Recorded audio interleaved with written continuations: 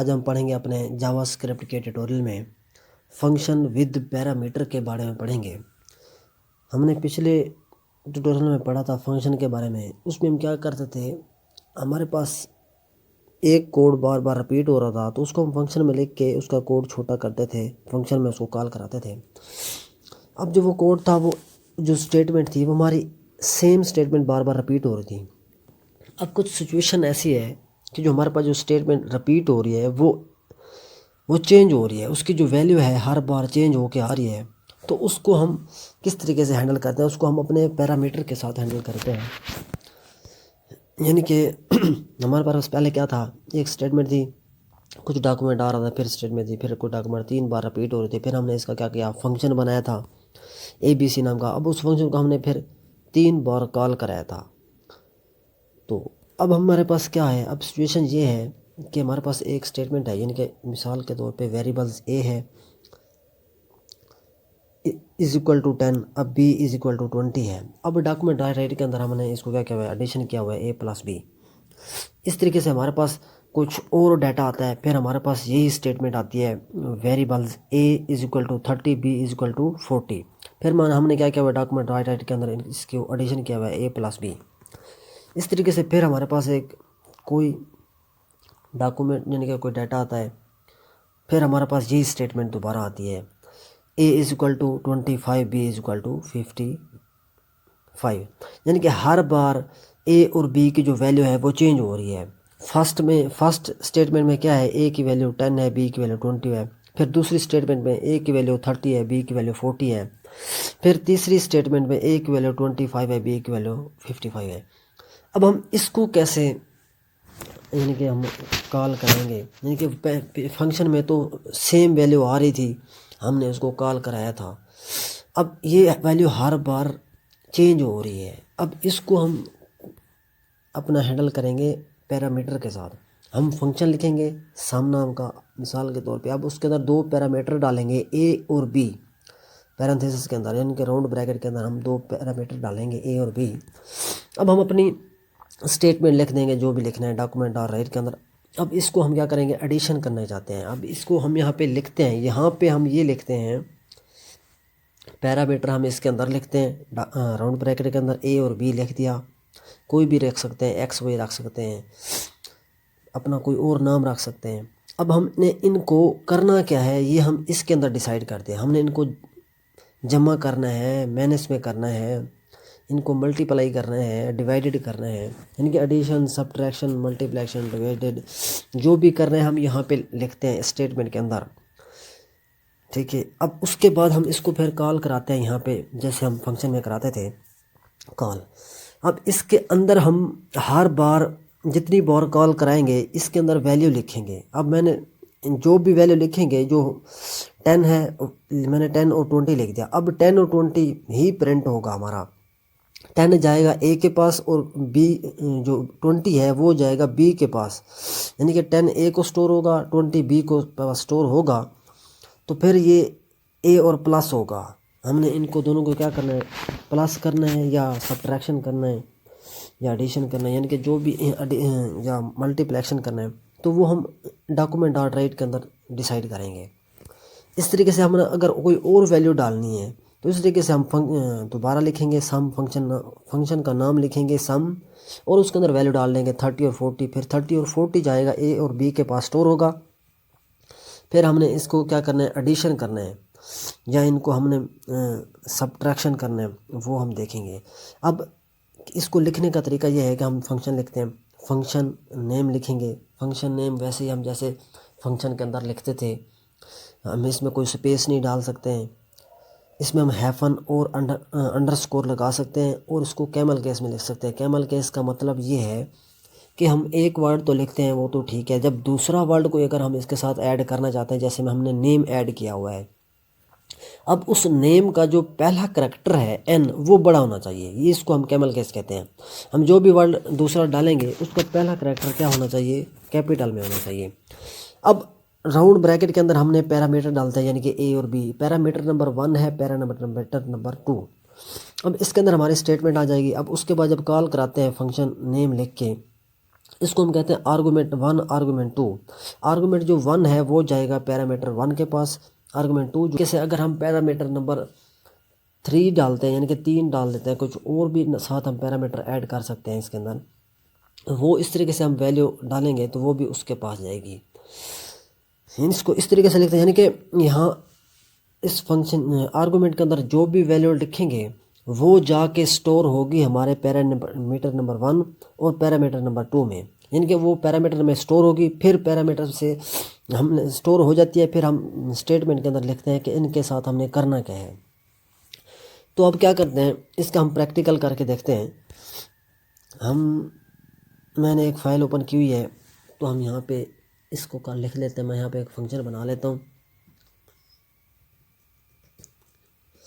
हम फंक्शन का नेम लिख लेते हैं सम। अब हम क्या करते हैं, अब यहाँ पे 2 पैरामीटर डालते हैं। मैं यहाँ पे पैरामीटर डाल देता हूँ ए और बी। ठीक हो गया, मैंने 2 पैरामीटर डाल दिए ए और बी। अब स्टेटमेंट लिखते हैं।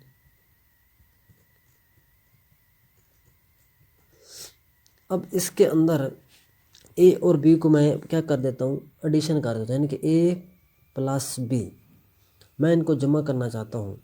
तो इसको हम इसकी अंदर कोई वैल्यू डालेंगे, वो डालेंगे हम यहाँ से आर्गुमेंट पास करेंगे, यानी कि हम इसको कॉल कराते हैं। इस तरीके से हम फंक्शन लिखते थे। तो अब पहले क्या करते थे, इस तरीके से हम लिखते थे फंक्शन, और यहाँ पर हम वैल्यू डाल देते थे। कोई जो भी स्टेटमेंट यहाँ पे लिखते थे, मिसाल के तौर पे अगर मैं यहाँ पे जो भी लिखता था वो फंक्शन के अंदर क्या हो जाता था, यहाँ से हम इसको कॉल करा देते। अब हमने इसके अंदर अलग अलग वैल्यू डालनी है। अब मैं यहाँ पे जो भी वैल्यू डालूँगा, मैं यहाँ पे लिखूँगा 10, ठीक हो गया, फिर कोमा डालूँगा, फिर मैं लिखूँगा 20। अब जो 10 है वो जाएगा ए के पास, जो 20 है वो बी के पास जाके स्टोर हो जाएगा। फिर हमने 10 और 20 को यहाँ पे डिसाइड करते हैं हमने इनको क्या करना है, इनको एडिशन करना है या सब्ट्रैक्शन करना है। मैंने एडिशन करना है तो ए जमा बी लिखा है। अब हम इसको सेव करते हैं तो ये देखें ये 30 आ रहा है, यानी कि 20 और 10 कितना बन गया, 30 बन गया। अगर मैं यहाँ पे ए की वैल्यू भी कर दूँ 20 कर दूँ तो अब क्या होगा, ये 40 हो जाएगा। मैं सेव करता हूँ तो ये देखिए ये 40 हो गया। अब मैं क्या करता हूँ, मैं इसको 30 कर देता हूँ ए की वैल्यू, तो अब कितना हो जाएगा, अब 50 हो जाएगा। अब मैं आर्गूमेंट के अंदर, यानी कि ये जो हमारा आर्गूमेंट है ये जाके वैल्यू ए और बी में स्टोर होगी। हम यहाँ पे जो भी पैरेंथेसिस डालेंगे डाल सकते हैं, कोई नेम डाल सकते हैं, एक्स वाई डाल सकते हैं, कुछ भी हम यहाँ अपने अपने मर्ज़ी से कोई पैरामीटर डाल सकते हैं। तो यहाँ पे जो भी वैल्यू डालेंगे वो हर बार इसके अंदर स्टोर होगी। मिसाल के तौर पे अब मैं क्या करता हूँ, मैं यहाँ पे मैनेज भी कर सकता हूँ। मैं यहाँ पे लिखता हूँ सब्ट्रैक्शन का ऑप्शन डाल देता हूँ, यानी कि मैं ए की वैल्यू में से बी की वैल्यू को मैनेज करना चाहता हूँ। तो अब 30 में से 20 मैनेज होगा तो कितना बचेगा, 10 बचेगा जवाब हमारे पास। मैं सेव करता हूँ तो ये देखिए हमारे पास 10 आ गया है। हम इस तरीके से करते हैं। अब हम और इसको दोबारा फिर कॉल कराता हूँ, मैं सेव करता हूँ, इसको कॉपी करते हैं, यहाँ पे पेस्ट कर देते हैं। अब मैं क्या करता हूँ, यहाँ पे अब एडिशन हो गया। अब 50 और 50 आएगा 2 बार, यानी कि मैंने इसको 2 बार कॉल करा है तो 2 बार हमारा क्या आएगा, 50 आएगा। अब इसके दरमियान में हम एक क्या करते हैं, यहाँ पर भी हम लगा सकते हैं, यानी कि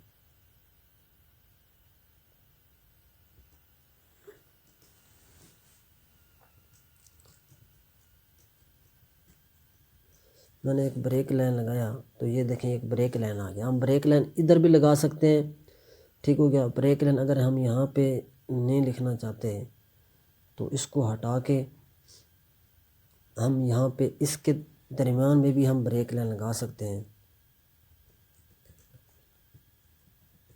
राइट, कुछ इस तरीके से, ठीक है। अब मैं सेव करूँगा तो ये देखें वैसे ही रिज़ल्ट आ रहा है हमारा, यानी कि हमने इसको क्या किया, इसको 2 बार मैंने लिखा है। अब इसके साथ हम कोई वैल्यू भी प्रिंट करा सकते हैं। मैं यहाँ पे लिख सकता हूँ, मैं यहाँ पे हमारे पास आ रहा है, यानी कि अब हम क्या करते हैं, अब इसके अंदर मैं कोई नेम लिख देता हूँ।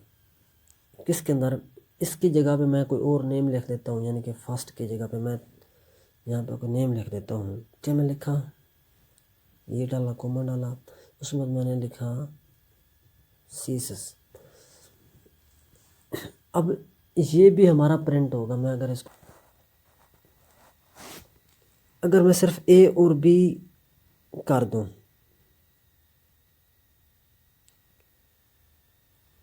मैं क्या करूं, सिर्फ ए और बी को प्लस कर दूं, यानी कि ए प्लस बी। अब मैं इसको सेव करता हूं, इसको हम क्या कर देते हैं, मैं इसको ख़त्म कर देता हूं। ये देखें अभी क्या हो रहा है, HTML और CSS हमारा जो है वो प्रिंट हो रहा है। अगर मैं इसके साथ स्ट्रिंग भी डालना चाहूँ, यानी कि अब इसके साथ हम कुछ भी साथ प्रिंट करा सकते हैं। मैं यहाँ पे लिख देता हूँ हेलो, ठीक हो गया। तो इसको सेव करते हैं, तो ये देखें साथ हेलो भी लिखा हुआ आ गया, HTML और CSS। यानी कि हम यहाँ पे कोई और वैल्यू भी डाल सकते हैं, ज़रूरी नहीं हम नंबर्स में डालें, हम स्ट्रिंग में भी कोई वैल्यू डाल सकते हैं। अब क्या है, हम इसमें स्पेस भी डाल सकते हैं कॉनकैटिनेट के ज़रिए। हम एक और लेंगे प्लस का ऑप्शन और यहाँ पे लिख देंगे स्ट्रिंग, ठीक हो गया। अब मैं इसको सेव करता हूँ, तो ये देखें इसके दरमियान में एक स्पेस आ गया। हेलो के दरमियान में अगर हमने स्पेस डालनी है तो वो भी इस तरीके से लिखेंगे। ये देखें यहाँ पर भी स्पेस,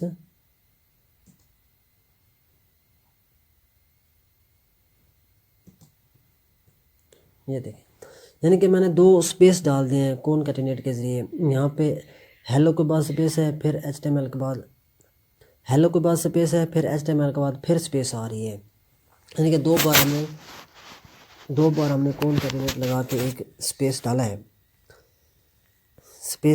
अब हम क्या करते हैं,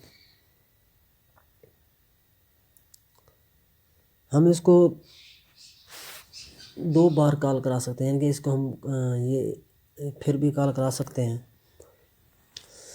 हम इसको हटा देते हैं। अब इसके अंदर मैं कुछ और भी लिख सकता हूँ, यानी कि मैं लिखा फंक्शन का, अब उसके अंदर मैं कुछ और डाल देता हूँ, यानी के अंदर मैं लगा देता हूँ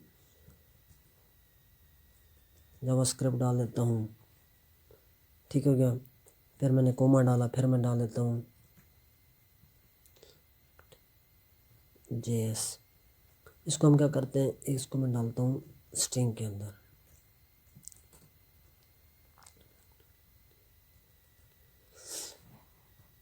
इसको हम यहाँ पे बंद कर देते हैं।